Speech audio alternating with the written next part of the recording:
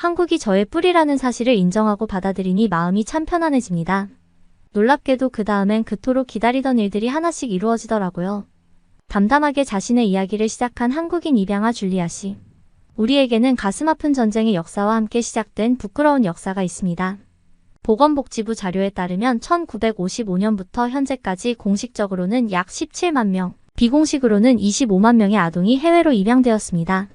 참 가슴 아프고 부끄러운 역사인데요. 오늘은 미국으로 입양을 간 줄리아 씨가 아동권리보장원 뿌리찾기 사연에 보내준 사연을 각색하여 전해드립니다. 오늘의 사연 함께 하시죠.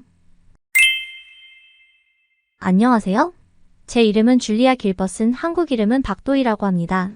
저는 1985년 미국으로 입양된 한국인이에요. 제가 만난 한국분들은 제가 입양아라는 사실을 밝히면 하나같이 슬프고 안쓰럽다는 표정을 지으면서 개개인들의 잘못도 아닌데 미안해 하시더라고요. 당시 가난한 한국이라는 나라는 저를 미국으로 보내버린 짓을 저질렀기에 참 원망스러웠지만 한 분 한 분의 한국인들은 때때로 제게 큰 위안과 사과를 해줬습니다. 그래서 이제 제게는 큰 슬픔이나 원망은 없다는 말을 먼저 해드리고 싶네요.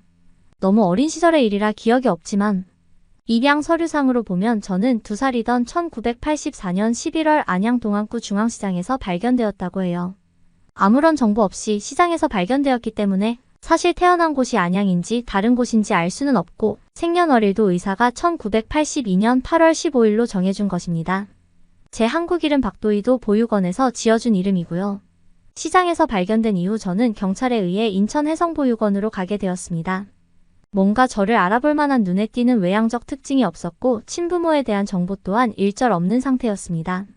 뭔가 몸에 흉터라던가 점 같은 한눈에 알아볼 만한 특징이 있었다면 좋았을 텐데 말이죠.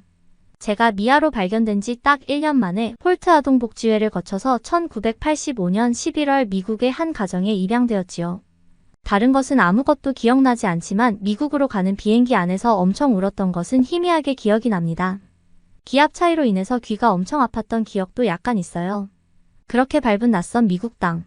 친부모님께 버려졌는지 아니면 부모님 손을 놓치고 미아가 된 것인지 알 수 없지만 불운하고 불쌍한 아이에게 하늘의 신이 한 스푼의 온정을 베풀었는지 양부모님께서는 좋은 분이시고 오빠들 또한 사랑이 많은 사람들이었습니다. 너무나 안타까운 일이지만 모든 입양인들이 행복한 가정에서 자라는 행운을 갖지 못합니다. 괜찮은 가정에 입양된 저를 행운아라고 말했지만 이런저라고 살면서 왜 어려움이 없었겠습니까? 다만 저는 유색인종에 입양하지만 참 열심히 성실하게 살았고 오리건대에서 교육학 석사학위를 받은 뒤 지금까지 쭉 17년간 교사로 살고 있어요. 사실 저희 집에는 저 말고 동양인 입양아가 한 명 더 있었어요. 양부모님이 낳은 2명의 오빠 말고 저 바로 위에 언니는 저와 같은 입양한 아이고 중국 출신이었어요. 언니는 늘 부모님을 힘들게 했는데 이웃들에게 2명의 동양인 입양아들이라고 늘 세트로 묶여서 취급받곤 했죠. 언니가 각종 사고를 칠 때마다 세트로 묶여서 문제아 취급을 받는 게 싫어서 저는 철저하게 모범생으로 살았죠. 그리고 동시에 문제아로 취급받는 중국 출신 언니와 같은 동양인으로 취급받는 것이 끔찍하게 싫었습니다. 그래서 전 제게서 동양인의 흔적을 지우고 살았어요. 지금 생각해보면 아무리 그렇게 발버둥 쳐봤자 다른 사람들 눈에는 여전히 눈 찢어진 동양애일 뿐이었는데 말이죠. 뭘 그렇게 발버둥 쳤던 건지. 어린 시절 저희 이웃에 동양인에 대한 차별을 서슴지 않던 백인 할머니가 있었는데 늘 입에 달고 사는 말씀이 너희 것들 마늘 냄새나는 너희 나라로 돌아가 버리란 말이었거든요. 교양 없고 우악스러운 백인 할머니의 말을 애써 무시하고 살려고 해도 그게 쉽지 않았습니다. 그런 언어적, 정신적 차별과 폭력 앞에 별도리가 없던 저는 제 뿌리 같은 것은 의식적으로 생각하지 않고 철저하게 미국인으로 살고 싶었죠. 중국인 언니와 한 세트로 묶여 욕먹고 차별받고 자랐지만 그때의 저는 스스로도 한국과 중국에 대한 차이점도 잘 몰랐고 그저 같은 아시아에서 자신의 나라 어린애들을 이 머나먼 땅으로 입양 보내는 그저 그런 후진국인 나라일 뿐이었습니다. 그렇게 철저하게 제 피와 뿌리를 외면하고 살던 제게도 변화의 시간이 찾아왔어요. 같은 동료 교사인 남편을 만나 결혼을 하고 행복한 가정을 꾸리고 싶었지만 그 또한 제 마음대로 되지는 않더라고요. 그토록 아이를 기다렸건만 아기 천사는 제게 찾아와 주지 않았습니다. 아이가 안 생기면 우리끼리 행복하게 살면 된다는 남편의 말에도 임신에 대한 포기로 결코 이어지지 않았습니다. 왜냐면 저는 남편의 마음속 깊은 염원을 알고 있었기 때문이죠. 남편은 어린 시절 교통사고로 부모님을 잃고 고아가 되었고 친척집에 맡겨져서 자랐기에 그 누구보다 행복한 가족에 대한 로망이 있었습니다. 남편이 꿈꾸는 행복한 가족 안에는 여러 명의 자녀가 늘 존재했으니까요. 그렇게 시간이 흐를수록 길을 지나다가 임산부나 유모차에 탄 아기들만 봐도 부러우면서도 동시에 왜 나는 이것마저 이렇게 안 되는 것인지 하늘이 원망스럽기까지 했어요. 한국에서 상상하기 힘들 정도의 비싼 난임 시술도 다 소용이 없었습니다. 난임 시술이라는 것이 혹시 받아본 사람은 아시겠지만 엄청나게 여자의 몸과 영혼을 갉아먹습니다. 호르몬은 다 엉망이 되고 심지어 나중에는 배의 복수도 차더라고요. 그렇게 난임으로 무척 고생을 하던 저는 남편의 권유로 한국에서 시험관 시술을 하게 된 거지요. 앞서 말했듯이 미국에서도 여러 번의 시도를 했지만 계속 실패를 했었고 그 후 심한 우울증이 찾아와 무척 힘든 시간을 보내고 있었는데요. 남편이 어느 날 제게 한국의 유명한 병원에 대한 이야기를 꺼냈습니다. 한국의 의료기술이 워낙 발달한 데다 제가 아무리 부정한다 한들 한국인의 유전자와 피가 흐르고 있으니 그들의 방법이 통할 수도 있지 않겠냐고요. 이렇게 계속 지내다가는 제가 어떻게 될 것 같다면서 마지막으로 한국에 가서 시도해보고 안 되면 깨끗이 포기하자더라고요. 몸과 마음이 워낙에 지쳐있던 제가 그때 한국행을 선택한 것은 한국 의술에 대한 믿음이나 희망은 아니었습니다. 그저 남편의 간절한 부탁을 거절할 수 없는 마음에 한국에서 가장 유명한 난임 전문 병원을 찾았습니다. 그렇게 한국에 오면서도 제 생각에 한국은 세계 유일의 분단 국가에 전쟁을 치르고 가난해서 최대 아동 수출국이란 사실은 변함이 없었고 그런 나라의 의술에 대한 희망은 없었습니다. 미국에서도 안 되는 일이 한국에서 될 리 없다고 생각했죠. 그런데 한국에 오자마자 저는 몹시 혼란스러웠습니다. 제가 상상하던 나라와는 거리가 있었거든요. 한국에 첫 발을 내디딘 인천공항은 미국의 여느 공항과도 뒤지지 않는 첨단 공항이었기 때문에 놀라웠습니다. 30몇 년 전에 제가 미국으로 보내질 때도 이곳을 통해서 갔을 텐데 그곳이 이토록 놀라운 발전을 이루었다고 생각하니 기분이 묘하더군요. 그런데 그것은 시작에 불과했어요. 공항에서 리무진 버스를 타고 숙소로 이동하는 내내 차창 밖으로 보이는 서울의 모습은 정말 눈부신 발전된 모습을 하고 있었습니다. 한강가로 늘어선 초고층 빌딩과 아파트의 조명과 반짝이는 자동차 헤드라이트. 불빛이 한강에 비춘 모습은 제게 참 오묘하게 다가왔습니다. 내가 태어난 나라가 가난해서 아이를 입양 보내던 나라가 더 이상 아닌 잘 사는 발전된 나라 되었다는 뜻이니까요. 가장 중요한 병원에서의 경험은 놀라웠는데 한국에서는 의료 서비스라는 말에 걸맞게 환자 중심적으로 운영되더군요. 미국은 공급자인 의사 중심인데 말입니다. 모든 진료가 원스톱으로 한 곳에서 이루어지고 심지어 전담 직원이 있어서 저희의 아주 세심한 부분까지 돌봐줍니다.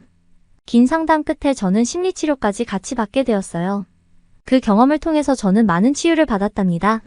그렇게 한국에서의 난임 치료 덕분에 저는 기적적으로 첫째를 임신했습니다.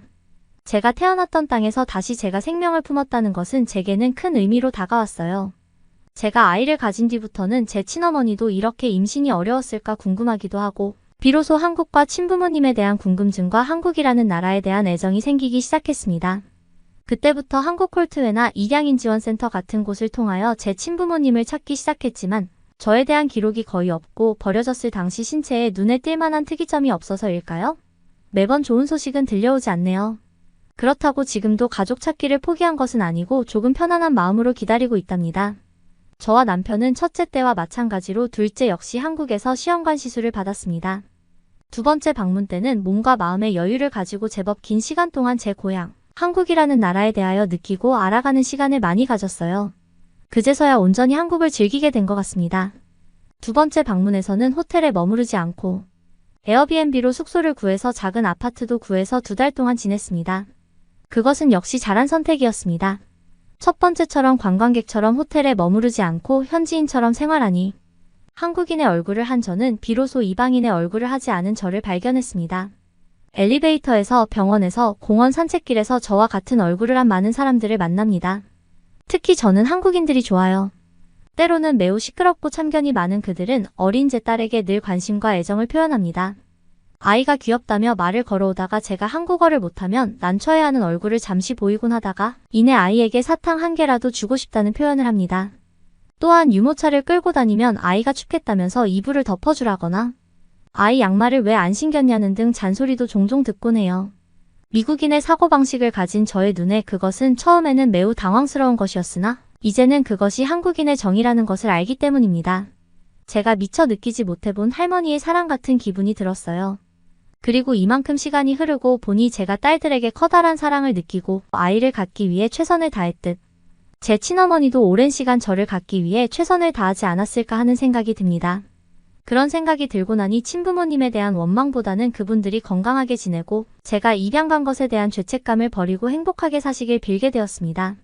그리고 언젠가 친부모님이 제가 한국 땅에서 품은 제 딸들을 안아볼 수 있기를 소망하게 되었답니다. 저는 지금 미국에서 여전히 교사 생활을 열심히 하며 남편과 아이들과 행복하게 지내고 있는데요. 한 가지 달라진 점이 있다면 저희 부부가 완전히 한식 매니아가 되었다는 거예요. 특히 김치는 저희 부부가 최고로 좋아하는 한국 음식입니다. 남편은 한국에 있는 동안 먹은 한국 음식, 특히 발효식품인 김치와 된장이 저의 면역력을 높여줬고 건강하게 만들어줬다고 믿고 있어요. 그래서 저희는 미국에 와서도 건강한 음식을 먹고자 노력하고 한식을 많이 만들어 먹습니다. 된장국도 두부와 미역을 넣어 스프처럼 음식에 곁들여 먹고요. 물론 김치는 식사에 빼놓지 않고 먹습니다. 미국에서도 한인마트에 가면 김치를 사서 먹는 것이 어렵지 않습니다. 그렇지만 저는 이제 김치를 직접 담궈서 먹어요. 지난 주말에는 김장을 위해 무 한 상자와 배추 한 상자를 샀습니다. 예전에 한 포기씩 하던 것에 비하면 이제는 정말 김장처럼 그 양이 많아졌어요. 김장용으로 배추김치도 만들고 무로 깍두기와 시원한 동치미도 담가 놓으면 몇 달 동안 매우 든든합니다. 특히 맵지 않은 동치미는 어린 두 딸이 매우 좋아하는 음식입니다. 한국인임을 부정하고 살던 제가 어느새 김치를 먹고 저의 어린 딸들도 김치를 먹고 자란다니. 참 감회가 새롭습니다. 그리고 이제야 방황하던 제 영혼이 안식처를 찾고 제자리를 찾은 듯한 기분이 들어요. 제 모국인 한국이 이제는 자랑스럽습니다. 긴 제 사연을 들어주셔서 감사해요. 오늘의 사연 어떠셨나요? 미국으로 어린 시절 입양을 간 줄리아 씨의 사연이었습니다. 가슴 아픈 사연이 있는 그녀가 이제는 모국인 한국을 받아들이고 친부모님의 행복을 빌어주다니 참 고맙습니다. 오늘도 이렇게 감동 돋보기를 끝까지 시청해주셔서 진심으로 감사드려요. 구독과 좋아요는 영상 제작에 큰 힘이 됩니다.